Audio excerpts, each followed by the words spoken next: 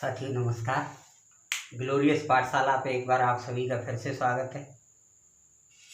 सुबह का वीडियो आप लोगों ने देख लिया होगा और आज से आपको रोजाना करंट अफेयर का डिटेल्ड वीडियो मिला करेगा निश्चित तौर पर। तो करंट अफेयर तो देखना बिल्कुल भी मत भूलिएगा। इससे पहले साइंस की बेसिक 3 क्लासें हुई जिसके अंतर्गत हम लोगों ने भौतिक विज्ञान, रसायन विज्ञान और जीव विज्ञान के बारे में जाना है। तो जिन लोगों ने वो वीडियो नहीं देखी है वो भी देख लेना और देखने के बाद मटेरियल एनालाइज करना कि शायद ऐसा आप लोगों ने अभी तक सोचा भी ना हो। कोई भी सिंगल एग्जाम का कोई क्वेश्चन नहीं छूट रहा है बेसिक तौर से। तो अब हम लोग साइंस के भी हो गए डेमो, तो और थोड़ा सा आगे अच्छा करते हैं। तो आज एक नए सब्जेक्ट की शुरुआत करते हैं। आज कुछ तूफानी करते हैं। जैसे हम लोग आज बात करेंगे पॉलिटी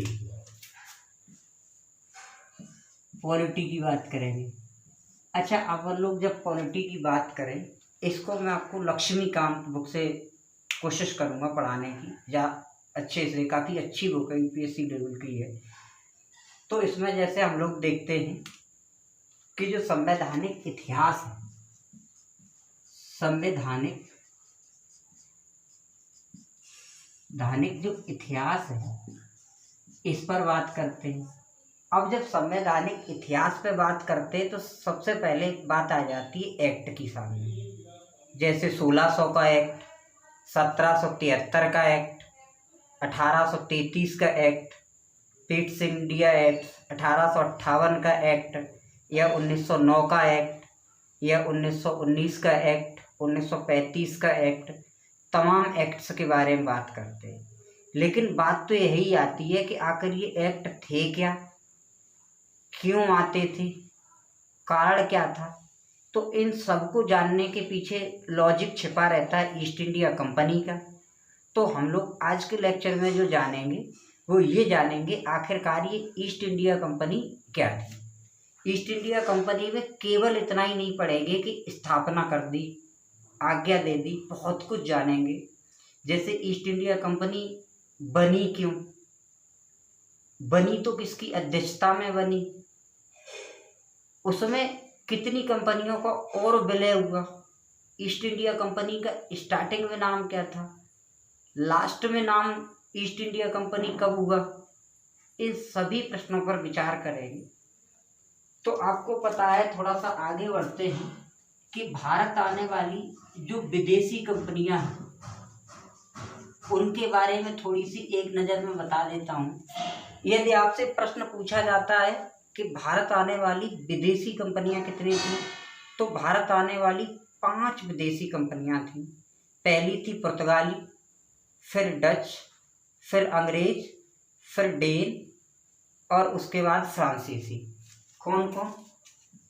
पुर्तगाली, डच, अंग्रेज, डेन और फ्रांसीसी। अब देखिए भैया, यहाँ से भी प्रश्न आपके बनते हैं। जैसे भारत आने वाली सबसे पहली विदेशी कंपनी कौन सी थी? पुर्तगाली। सबसे अंत की कौन सी थी? फ्रांसीसी। अंग्रेज किसके बाद आए? डचों के बाद। या डचों से पहले कौन आया? अंग्रेज आए। सबसे पहले कौन आई? पुर्तगाली। सबसे बाद में कौन आई? फ्रांसीसी। लेकिन सबसे पहले गया कौन? फ्रांसीसी गए। यानी सबसे पहले भारत से गया कौन? तो सबसे पहले चले कौन गए? फ्रांसीसी। और अंत में कौन गया? तो आपके पुर्तगाली। बात करते हैं डचों में, और इनमें एक प्रश्न पूछा जाता है। अगर प्रश्न ये पूछा जाए आपसे कि आगमन के क्रम में डच पहले आए या अंग्रेज, तो डच आए। लेकिन पूछा जाए डच ईस्ट इंडिया कंपनी और अंग्रेज ईस्ट इंडिया कंपनी में से पहले कौन बनी या पहले किसकी स्थापना हुई, तो कंपनी के तौर पर मेरे भाई जो स्थापना हुई वो किसकी हुई? इन लोगों की हुई। अच्छा, जब डच, पुर्तगाली, ये सब लोग भारत आ रहे थे व्यापार करने के लिए, पूर्वी देशों के साथ आ रहे थे, तो मामला थोड़ा सा और मैं आपको कहानी के तौर पे बताता हूँ 1588 के दौर में क्या था, ये पुर्तगाली और जो स्पेन वाले थे इनका आपस में विलय हो गया था और इनका एक जहाज था और बेड़ा करके, और बेड़ा करके जहाज था। इस जहाज को अंग्रेजों ने साफ पराजित कर दिया, अंग्रेजों ने पराजित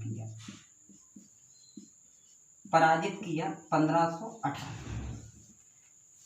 यानी ये कह सकते हैं कि 1588 से पूर्व पुर्तगाली और स्पेन का विलय हो गया। 1588 में स्पेन और पुर्तगालियों का आरवेड़ा जो जहाज था वो अंग्रेजों ने पराजित कर दिया और इस घटना के बाद ही पुर्तगालियों का जो एशिया के व्यापार से एकाधिकार जो था वो लगभग कह सकते हैं खत्म हो गया। ठीक है, इसके बाद अच्छा, जो ये आरवेड़ा जो जहाज पराजित किया था इसमें अंग्रेजी सेना का जो प्रतिनिधित्व करता था वो कौन था, तो वो थे जॉर्ज मिल्डेन हॉल। अच्छा, इनके बारे में ही प्रश्न एक और बनता है आपका।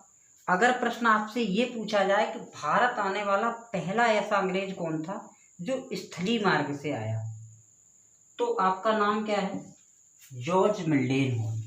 जॉर्ज मिल्डेन हॉल 1597 में भारत पहुंचने वाले स्थलीय मार्ग से पहले अंग्रेज थे, प्रथम अंग्रेज थे।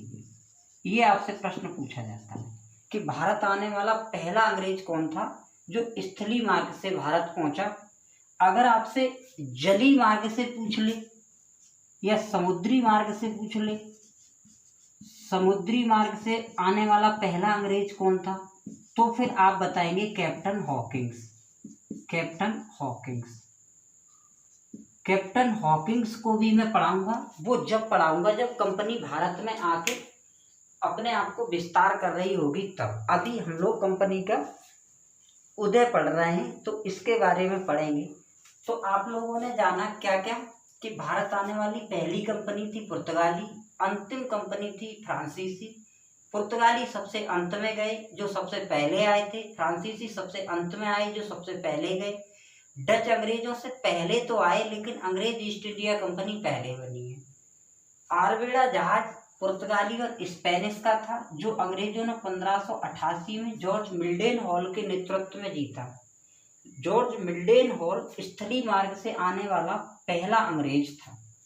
तो भैया 1597 में जॉर्ज मिल्डेन हॉल जब यहाँ आए, इन्होंने देखा पूर्वी देशों के ओर कि यहाँ पे बड़ी संख्या में कंपनियां व्यापार कर रही हैं, तो इसको लेके फिर ये पहुंचे, इस बात को देख के पहुंचे ब्रिटेन, और फिर ब्रिटेन में हुई सभा। तो इतना आप नोट करिए, फिर आगे बढ़ते हैं।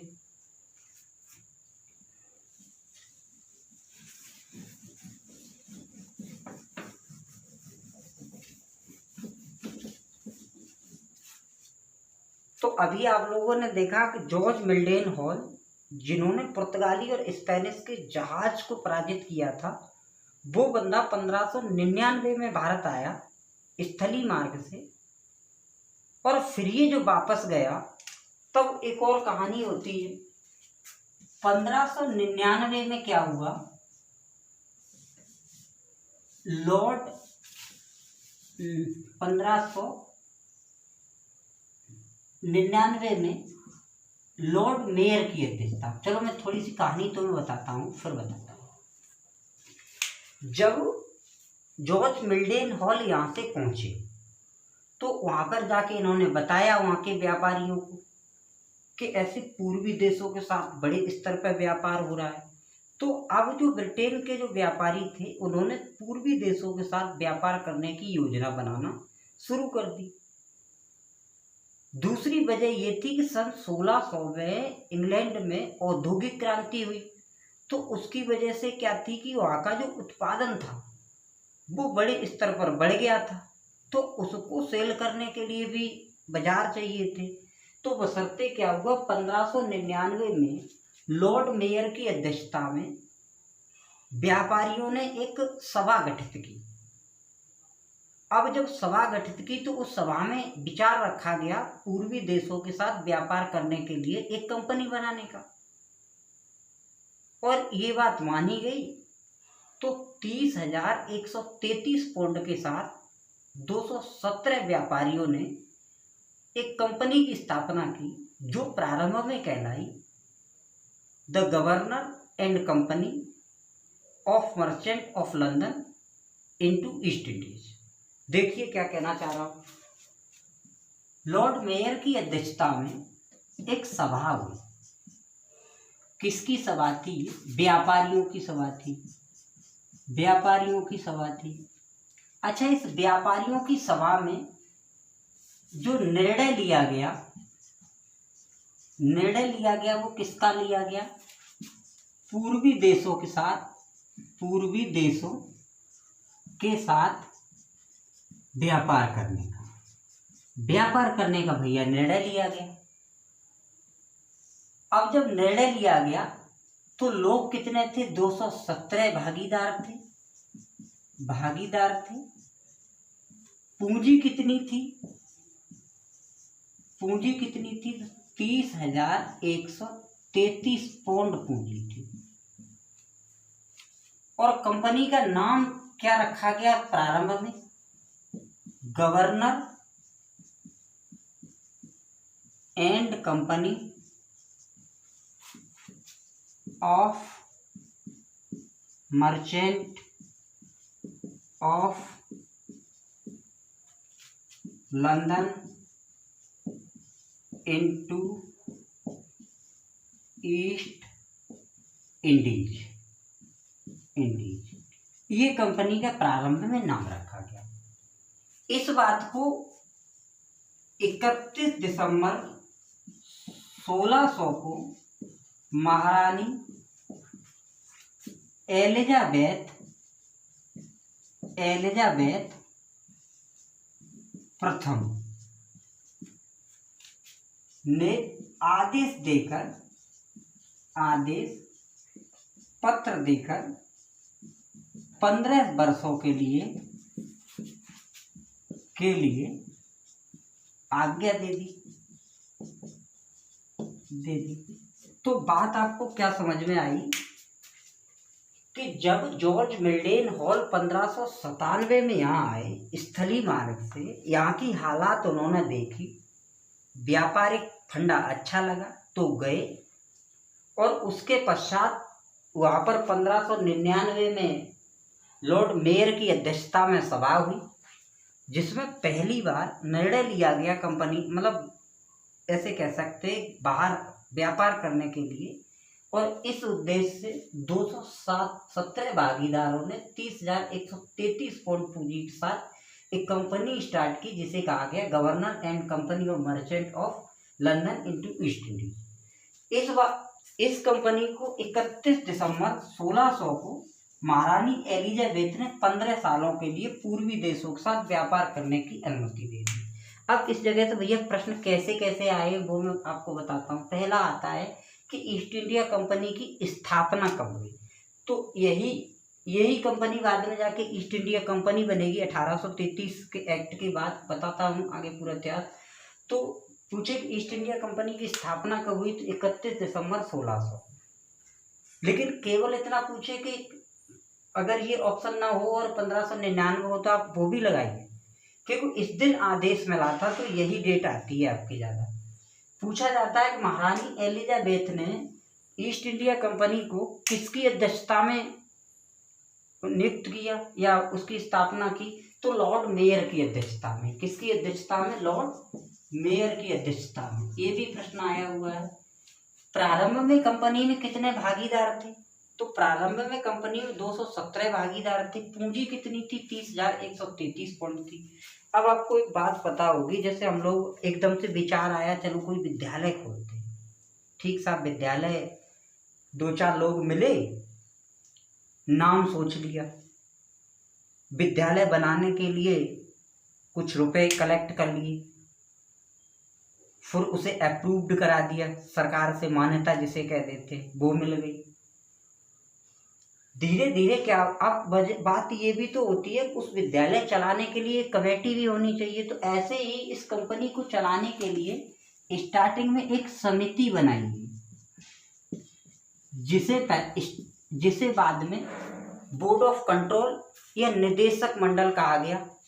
इस समिति को ही बाद में क्या कहा गया, बोर्ड ऑफ कंट्रोल या निदेशक मंडल कहा गया, अब बात आती है कि ये जो समिति थी जो कंपनी को संभालती, देखरेख उसकी रखती, उसमें सदस्य कितने थे? तो देखो शुरुआत में इसमें 26 सदस्य, जिसमें से एक तो निदेशक था, एक उपनिदेशक था, निदेशक, और आपका 24 जो थे वो अन्य लोग थे। एक बार मैं पुनः ये सब बातें याद करा देता हूँ। पूछा जाए महारानी एलिजाबेथ प्रथम ने किसकी अध्यक्षता में ईस्ट इंडिया कंपनी की स्थापना की? तो लॉर्ड मेयर की अध्यक्षता में। प्रारंभ में कितने भागीदार थे? 217। प्रारंभ में पूंजी कितनी थी? 30,133 पाउंड। ईस्ट इंडिया कंपनी को आधिकारिक पत्र कब मिला? 31 दिसंबर 1600 को। कितने वर्षों के लिए मिला? 15 सालों के लिए। किसने दिया? तो महारानी एलिजाबेथ प्रथम ने दिया। आप किताबों में जो छोटी छोटी किताबें उनमें पढ़ेंगे कि ईस्ट इंडिया कंपनी की स्थापना 1600 के एक्ट के तहत हुई। तो आज बात ये समझ में आई, यानी 1600 में जो आदेश पत्र था वो ही आपका 1600 का एक्ट माना जाता है। इतने बात आपको समझ में आई। अब थोड़ी सी कहानी आगे भी चलते हैं।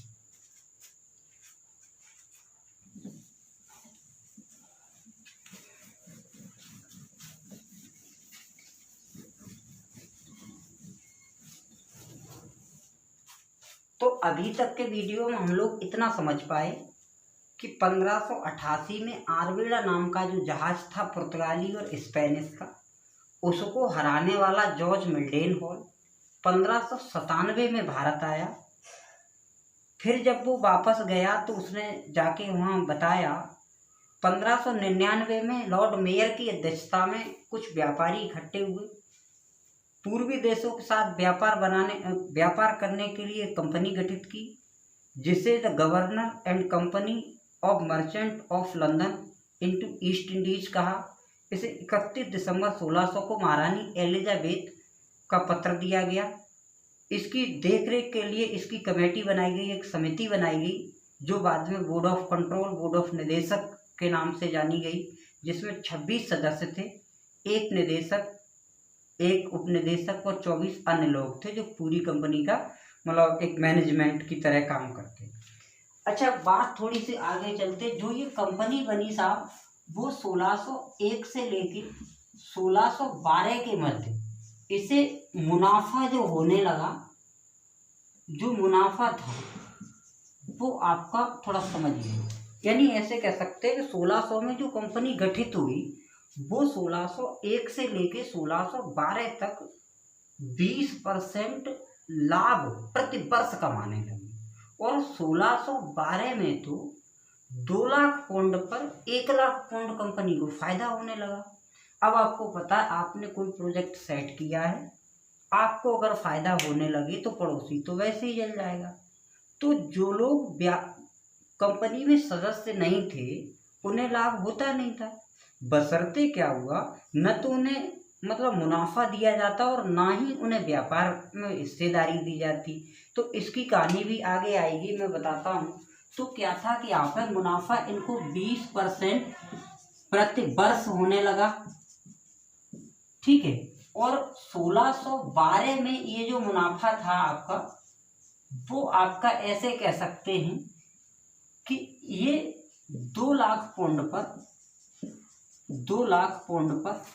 1 लाख पाउंड तक हो गया।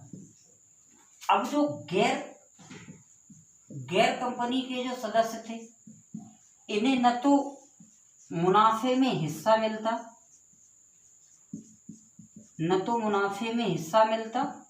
और ना ही व्यापार करने की अनुमति मिलती, करने की अनुमति मिलती।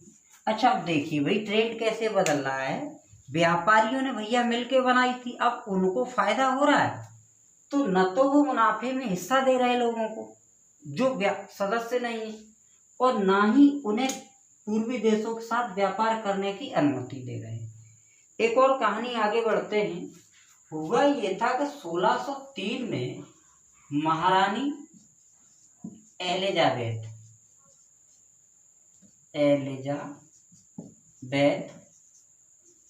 प्रथम की मृत्यु हो गई।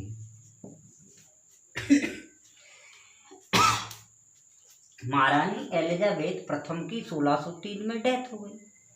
उसके बाद इनके जो अगले उत्तराधिकारी बने वो कौन थे? चार्ल्स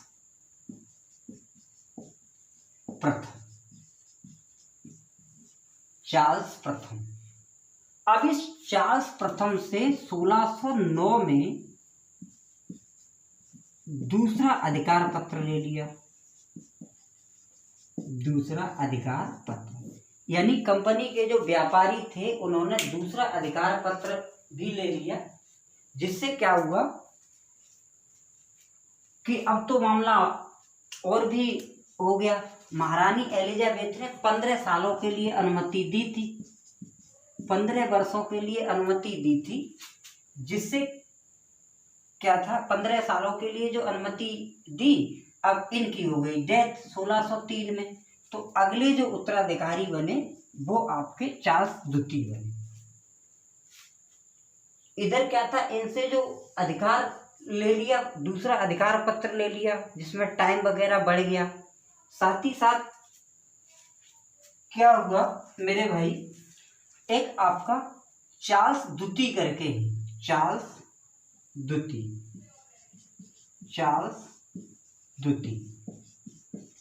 इनको 1,70,000, ये भी इन्हीं से रिलेटेड है, 1,70,000 जो पौंड थे वो कर्ज पर दे दिए कंपनी ने। और जब इसको कर्ज पर कंपनी ने दिए तो इसके बदले में कंपनी ने क्या क्या कर लिया, पूर्वी देशों के साथ संधि करने का, सेना रखने का, किलेबंदी करने का अधिकार भी ले लिया। मतलब आपको मैं सरल भाषा में बताना चाहूं तो ऐसे कह सकता हूं कि 1601 से लेके 1612 तक कंपनी को प्रतिवर्ष 20% का फायदा होने लगा। और ये फायदा ऐसे लोगों को नहीं मिल पा रहा था और ना ही व्यापार का मौका मिल पा रहा था जो कंपनी में सदस्य नहीं थे। 1603 में महारानी एलिजाबेथ की डेथ हो गई। चार्ल्स प्रथम अगले उत्तराधिकारी बने, जिनसे 1609 में दूसरा अधिकार पत्र ले लिया गया। चार्ल्स द्वितीय को 1,70,000 पौंड कर्ज के रूप में कंपनी ने दे दिए। और ये जो कर्ज पर कंपनी ने दिए, इसके बदले में क्या हुआ, इसने आपको मतलब ये जैसे संधि करने, जो पूर्वी देश है अब ये उनसे संधि कर सकती थी, युद्ध कर सकती थी, सेना रख सकती थी, ये सब बातें आ गई। इसके बाद अगली मोड़ थोड़ी सी और आती है, तो फिर आप इतना थोड़ा सा नोट करिए।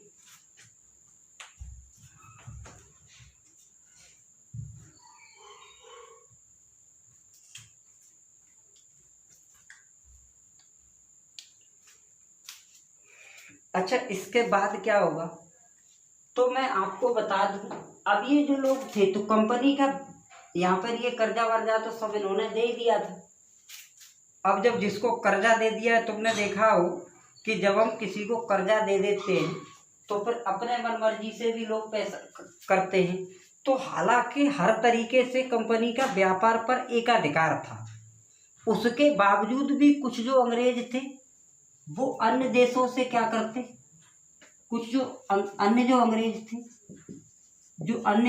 थे वो क्या करते थे, फिर भी एशिया से व्यापार करते थे, एशिया से व्यापार करते थे और अपने आप को वो स्वतंत्र सौदागर कहते थे, सौदागर। यहाँ से एक बार ये प्रश्न पूछा गया था कि अंग्रेजी ईस्ट इंडिया कंपनी को एकाधिकार मिलने के बावजूद अन्य अंग्रेज व्यापार करते थे, तो वो अन्य अंग्रेज जो व्यापार करते थे वो अपने आप को कहते क्या थे? तो वो स्वतंत्र सौदागर के रूप में अपने आप को कहते थे। अच्छा देखो, इसके बाद कहानी और बदलेगी। क्या बदलेगी? तो 1688 में क्या हुआ, मैरी करके एक महारानी हुई और विलियम तृतीय करके राजा हुए, इंग्लैंड की गद्दी पर बैठे और एक हिंग पार्टी करके उस समय सत्ता में आई। जब वो पार्टी सत्ता में आई तो क्या हुआ कि अब ऐसा होता है जैसे आज के समय में सरकार है तो कुछ कंपनियां गवर्नमेंट के हित की, हो सकता है अगली सरकार किसी और की आए और वो सरकार इन कंपनियों के एंटी हो। सेम वैसा ही हुआ। तो जो हिंग पार्टी थी वो इस ईस्ट इंडिया कंपनी के मतलब पक्ष में नहीं थी। बशर्ते क्या हुआ, जब ये पक्ष में नहीं थी तो एक नई और कंपनी बन के पैदा हुई, न्यू कंपनी करके कह देते जिसको। तो उस पर थोड़ी सी बात करते हैं अपन। अब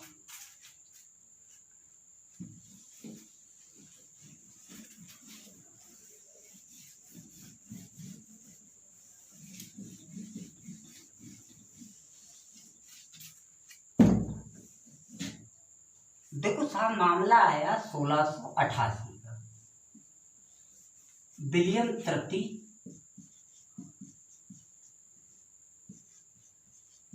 तृतीय कॉमा मैरी, ये इंग्लैंड की सत्ता अब जो थी इनके हाथ में आ गई। एक पार्टी बनी हिंग पार्टी, हिंग पार्टी, हिंग पार्टी, ठीक है। यानी कह सकते हैं 1688 में विलियम तृतीय और मैरी ये इंग्लैंड की गद्दी पर बैठे और हिंग पार्टी जो थी अब सत्ता में आ गई।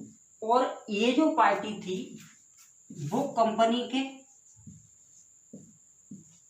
पक्ष में नहीं थी, कंपनी के पक्ष में नहीं थी बिल्कुल। तो क्या हुआ, इस वजह से एक नई कंपनी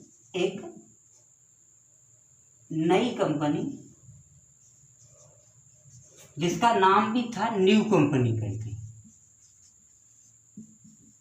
बी बनी, ठीक है साहब।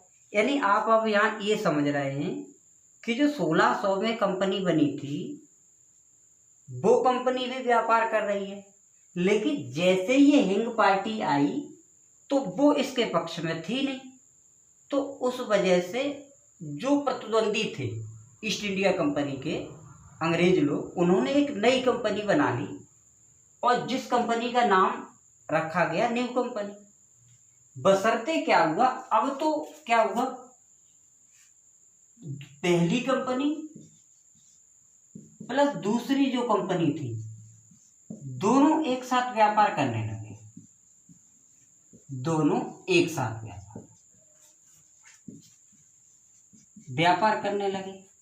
आप समझ पा रहे हैं? जैसे ऐसे मान के चलिए, पहले मैंने एकाधिकार मुझे है, मैं ही केवल ये चीजें बेचूंगा तो मुझे ज्यादा फायदा हुआ। लेकिन क्या हुआ, जैसे ही कोई ऐसा सरकार आ गई कि अब मुझे अधिकार वो खत्म हो गया, मेरे साथ साथ एक और बेचने लगा, तो अब बेचने वाले लोग कितने हो गए? 2। तो बशर्ते सीधी सी बात है कि पहले वाले को फायदा भी कम होने वाला होगा।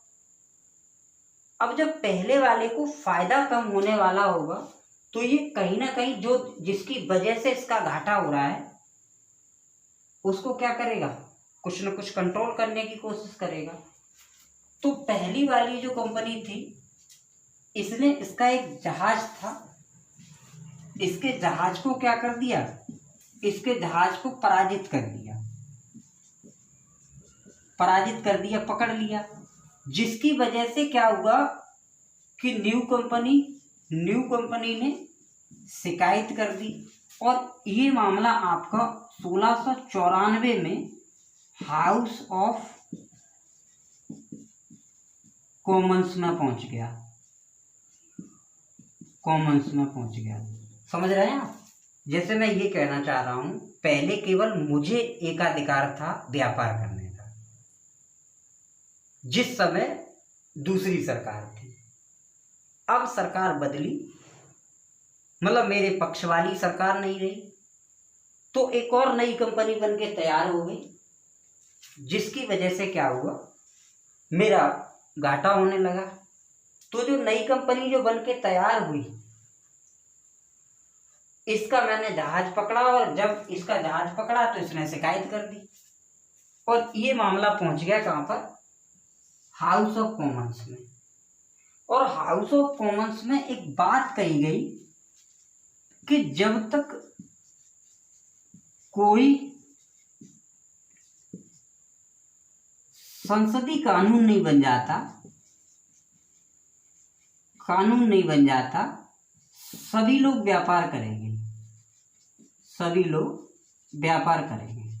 अच्छा एक बात बताओ, जो 1600 में साहब कंपनी बनी, जो केवल अकेली व्यापार करती थी, 1694 आते आते एक बात वहां पे होने लगी कि अब सब लोग व्यापार करेंगे।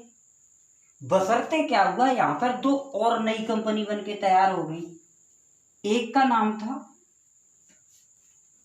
आपका इंग्लिश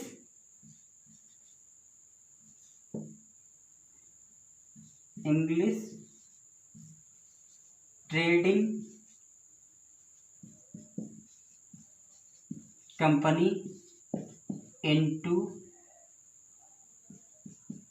ईस्ट, और एक का नाम और था, एक मिनट अभी बता रहा हूँ।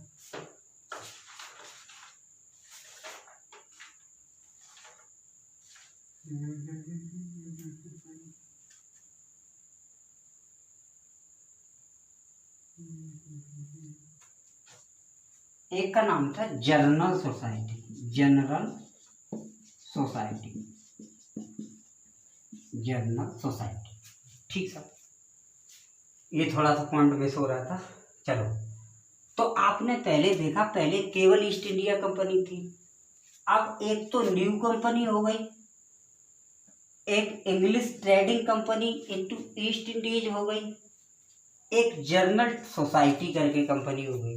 मतलब जो काम पहले अकेली ईस्ट इंडिया कंपनी करती थी, उसका केवल व्यापारिक एकाधिकार था, अब उसके सामने ये और कंपनियां खड़ी हो गई।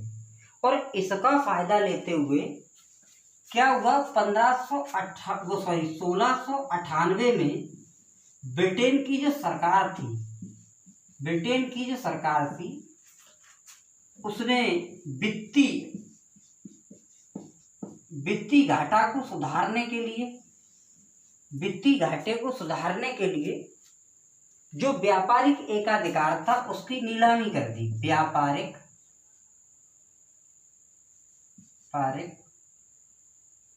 एकाधिकार की नीलामी, ठीक है, व्यापारिक एकाधिकार की नीलामी। बात क्या समझ में आई? यानी पहले आपको एक कंपनी व्यापार कर रही थी, उसे आदेश दिया गया था कि तुम केवल व्यापार करोगे, तुम्हारे अलावा कोई नहीं करेगा। हिंग पार्टी जैसे ही आई तो वो उसके पक्ष में थी नहीं, इस वजह से न्यू कंपनी का उदय हुआ। कब? 1688 में, और 1694 में इंग्लिश ट्रेडिंग कंपनी और जनरल सोसाइटी कंपनी भी बन गई। तो क्या हुआ, 1698 में ब्रिटेन की सरकार ने ये कहा कि अब बोली लगी कि नीलामी होगी, जो ज़्यादा पैसा देगा उसको व्यापार करने का एकाधिकार मिल जाएगा। बशर्ते क्या हुआ, ये जो न्यू कंपनी थी, यहाँ लिख देता हूँ, जो न्यू कंपनी थी उसने 20 लाख पाउंड में व्यापारिक एकाधिकार, मतलब समझ रहे हैं, कंपनी कितनी हो गई थी? 4। एक पुरानी कंपनी, एक न्यू कंपनी, एक इंग्लिश ट्रेडिंग कंपनी, दूसरी जनरल सोसाइटी कंपनी। इन सबने मिला के नीलामी में बोली लगाई और उसमें व्यापारिक एकाधिकार को न्यू कंपनी ने ले लिया 20 लाख पाउंड में। पहले व्यापार पर एकाधिकार किसका था? पुरानी का, जिसे महारानी एलिजाबेथ ने 31 दिसंबर 1600 को परमिशन दी थी। अब किस पर व्यापारिक एकाधिकार आ गया? न्यू कंपनी पर। कब आया? 1698 में। 1698 में ये बात आई। अब मामला ये बना कि साहब न्यू कंपनी को, एक मिनट, न्यू कंपनी को जो पार्टी थी हिंग पार्टी, उसका संरक्षण तो प्राप्त था, राजनीतिक फंडा तो था उसके पास, लेकिन भैया अनुभव था नहीं व्यापार करने का। बशर्ते क्या हुआ, इस कंपनी को घाटा पड़ा। अब जब घाटा पड़ा तो उसके लिए फिर क्या हुआ?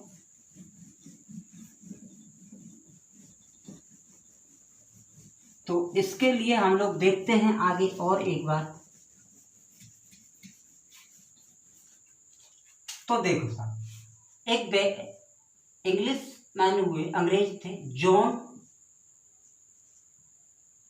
गोडोल्फिन, गोडोल्फिन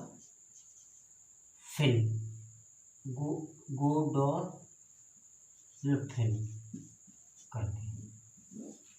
तो मामला अभी तक क्या चल रहा था? मामला ये चल रहा था कि 31 दिसंबर 1600 को जो ईस्ट इंडिया कंपनी महारानी एलिजाबेथ ने जिसे परमिशन दी, जिसका व्यापार करने पर एकाधिकार था, 1688 में जब हिंग पार्टी सत्ता में आई तो उस पार्टी ने उसके व्यापारिक एकाधिकार को खत्म कर दिया। खत्म नहीं किया ऐसे कह सकते, उसके प्रतिपक्ष में नहीं थी। उसने अगर सिफारिश भी की तो उसकी बात मानी नहीं, और एक नई कंपनी बन के तैयार हो गई, न्यू कंपनी, उसको भी व्यापार करने दिया। बशर्ते पुरानी वाली कंपनी ने उसके जहाजबाज पकड़ लिए, जिससे दोनों दंगा हुआ, मामला हाउस ऑफ कॉमन्स में पहुंचा। तो वहां पर जाके ये कह दिया कि जब तक कोई कानून नहीं बनेगा तब तक सब व्यापार करेंगे। बशर्ते 2 नई और कंपनी बन गई, जिसमें एक इंग्लिश ट्रेडिंग कंपनी, एक जनरल सोसाइटी बनी। अब तो सब व्यापार करने लगे, तो वित्तीय घाटा सुधारने के लिए बोली लगा दी, नीलामी करवा दी, उसको व्यापारिक एकाधिकार मिल जाएगा, जो ज्यादा पैसा देगा नीलामी में ज्यादा बोली लगाएगा।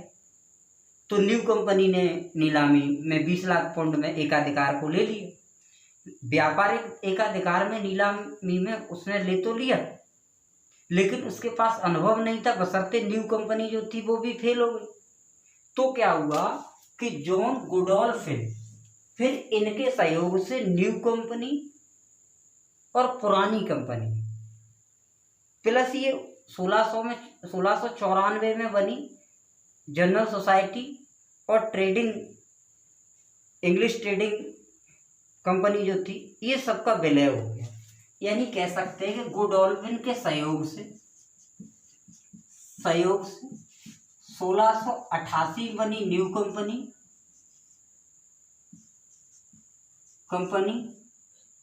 1694 में बनी general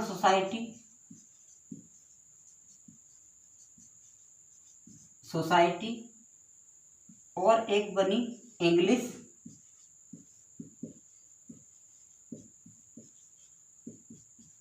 trading company into East Indies.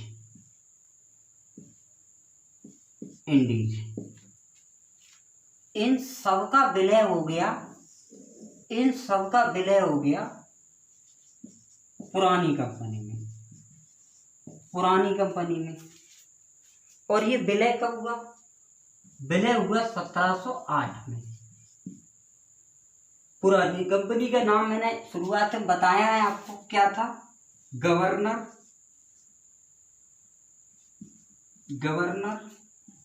And company of merchant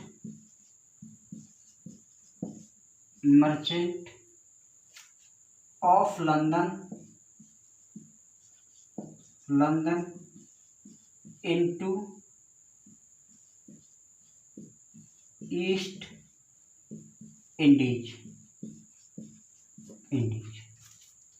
यानी आपने ये देखा 1708 में आके new company, general society, English trading company, इनका जो बीच में उदय हो गया था वो सब की सब आके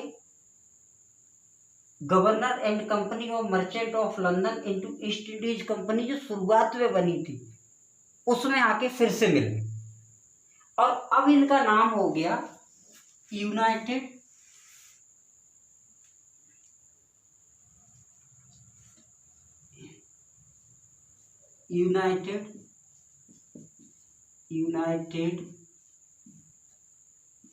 मर्चेंट्स यूनाइटेड कंपनी ऑफ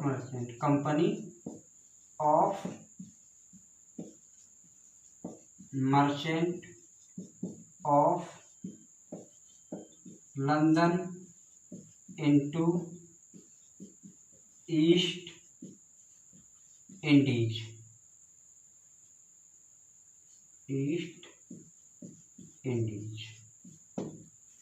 अब ये नाम होगा, समझ रहे हैं? पहले थी आपकी ये कंपनी, इनके इसमें विलय होने के बाद अब बन गई आपकी United company of merchant of London into East Indies. 1833 तक यही नाम रहा। 1833 के एक्ट के बाद ये नाम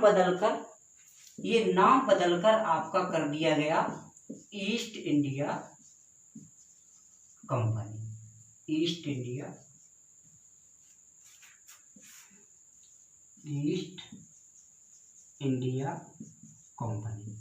तो ये मामला था। आपको मैं पुनः एक बार पूरी सीरीज बता देता हूँ। 1588 में अंग्रेजों ने पुर्तगाली और स्पेनिश के जहाज अरमिड़ा जहाज को पराजित किया, जिसकी वजह से जो एशिया पर व्यापारिक एकाधिकार था वो उनका खत्म हुआ। 1507 में जॉर्ज मिल्डेनहेल स्थलीय मार्ग से आने वाला पहला अंग्रेज था।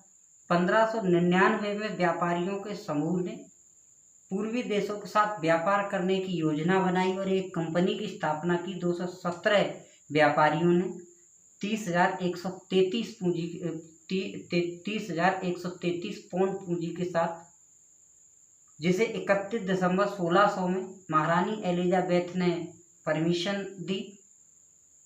ठीक है, और क्या था शुरुआत में उसका जो नाम था वो ये रखा गया, governor and company of merchant of London into East Indies. 1603 में महारानी एलिजाबेथ की डेथ हो गई। उसके बाद उनके उत्तराधिकारी जेम्स प्रथम जो बने, उनसे 1609 में कंपनी ने दोबारा से जो आपका चार्टर था वो ले लिया। बाद में 1688 में जब हिंग पार्टी की सत्ता आई, ठीक है, मैरी गद्दी पर बैठी, तो वो इस कंपनी के पक्ष में थी नहीं, बशर्ते एक न्यू कंपनी बनी। और जब न्यू कंपनी और पुरानी कंपनी के मध्य जब झगड़ा हुआ, मामला हाउस ऑफ कॉमन्स में पहुंचा, तो ये कह दिया गया कि जब तक कोई नियम नहीं आएगा तब तक ऐसे ही चलेगा, कोई भी व्यापार करे। तो बशर्ते और कंपनियां बन गई बाद में। लेकिन हुआ ये कि जो नई कंपनी बनी वो ज़्यादा अनुभव वाली थी नहीं, तो वो एक भी चली नहीं। और जॉर्ज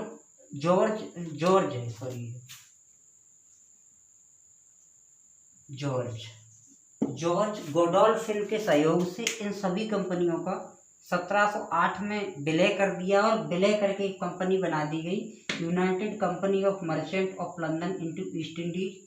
1833 के एक्ट तक यही रहा। उसके बाद 1833 के एक्ट के बाद ये नाम बदल दिया गया।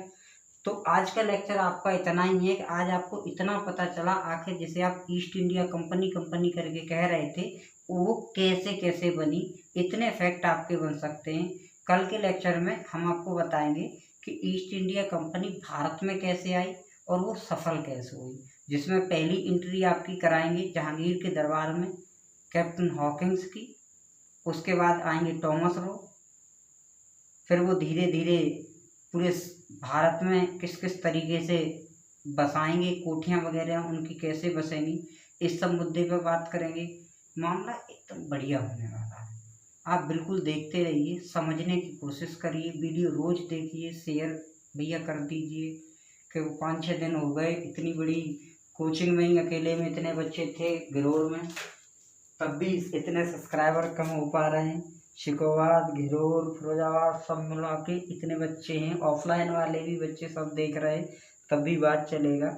बाहर के बच्चों को तो अभी फिलहाल छोड़ दीजिए, बाहर के लोग अभी नहीं देखेंगे। हाँ, ये जरूर है मटेरियल थोड़ा सा मेरा टफ है, तो बच्चों के थोड़ा सा हो सकता है उन्होंने पहले शायद सुना हो, न सुन पाया हो, तो जो भी है, लेकिन इससे ज़्यादा आपको कुछ पूछ ही नहीं सकता, यह एंड है। तो आगे अपन लोग बिल्कुल मिलेंगे। तो कल हम लोग एंट्री कराएंगे कंपनी की भारत में, उसके बाद फिर 1600 का एक्ट पढ़ेंगे, फिर 1773 का एक्ट पढ़ेंगे, ऐसे आगे पढ़ते हुए भारत की पॉलिटी का जो संवैधानिक विकास है बड़े मस्त तरीके से आपको पढ़ाऊँगा। ठीक है, फिर जय माता दी, मिलते हैं।